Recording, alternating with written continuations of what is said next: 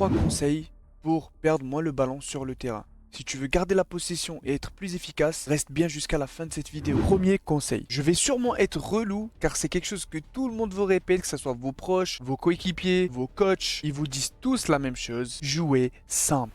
Et oui, le football est un sport collectif. Si vous pensez être seul sur le terrain et faire la différence à chaque fois que vous avez le ballon tout seul, vous faites une grosse erreur. Vous êtes juste en train d'agacer vos coéquipiers, ils vous feront moins de passes, votre coach vous fera moins confiance et vous allez commencer à douter de vous petit à petit et j'imagine que ce n'est pas ce que vous cherchez. On a tous connu un match où on perd ses 2 premiers ballons. Quelles sont les phrases qui traversent votre esprit? Je suis pas bon, aujourd'hui je sais pas ce qui m'arrive, le coach va me remplacer au bout de 20 minutes, j'ai pas le niveau, j'ai honte, etc., etc. Non seulement vous allez vous poser énormément de questions négatives et en plus de ça vous allez moins demander le ballon à vos coéquipiers par peur de le perdre à nouveau. Mais rassurez-vous, on est tous passés par là. Et moi, je t'apporte une méthode qui va te permettre de bien commencer ton match et tes entraînements. Déjà, lorsque tu vas débuter un match ou commencer l'entraînement, tu vas essayer de jouer en 2-3 touches de balle. Tu dois t'obliger à faire cette méthode. Cette méthode va te donner confiance en toi. Et oui, lorsque tu vas réussir tes 2 premiers ballons, logiquement, tu vas moins te poser des questions négatives. Au contraire, tu vas stimuler ton cerveau. Il va penser que positif. Et il va vouloir de plus en plus le ballon. Et à ce moment-là, tes coéquipiers te donneront plus le ballon. Ils auront plus confiance en toi.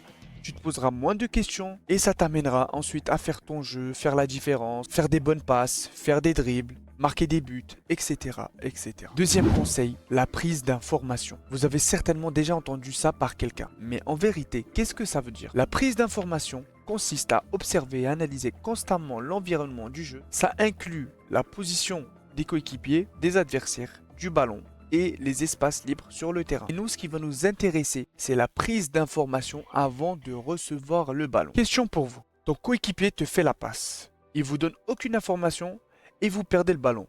Qui est le fautif dans cette action? Lui, pas vrai? Eh bien, pas vraiment. Je dirais que vous êtes tous les deux fautifs dans cette action. Tout simplement parce que lui, il doit te donner l'information. Il doit te dire que ça vient ou alors que tu es seul. Et toi, tu dois prendre l'information avant de recevoir le ballon. Car si tu t'informes avant de recevoir la balle, tu sais que ça vient et tu sais que tu es seul. Donc là, tu perdras pas la balle. La méthode à faire pour maîtriser la prise d'information avant de recevoir la balle, c'est de s'obliger de regarder derrière soi avant de recevoir le ballon. Si vous mettez une obligation, regardez ce qui se passe derrière moi avant de recevoir la balle, au bout de 2 semaines, vous allez voir que vous allez perfectionner cette prise d'information et vous perdrez beaucoup moins de ballons qu'avant. Car avec le temps, la prise d'information, ça devient une habitude. C'est comme faire un contrôle et une passe. Troisième conseil pour perdre moins le ballon. Progresser sur l'aspect technique. Au moins une fois par semaine, tu devras prendre 30 minutes juste pour tes dribbles et tes passes. Tes passes et tes dribbles, tu devras toujours les améliorer. C'est important pour plusieurs raisons. La raison numéro 1, tu auras une meilleure précision. Des bonnes passes permettent de mieux servir tes coéquipiers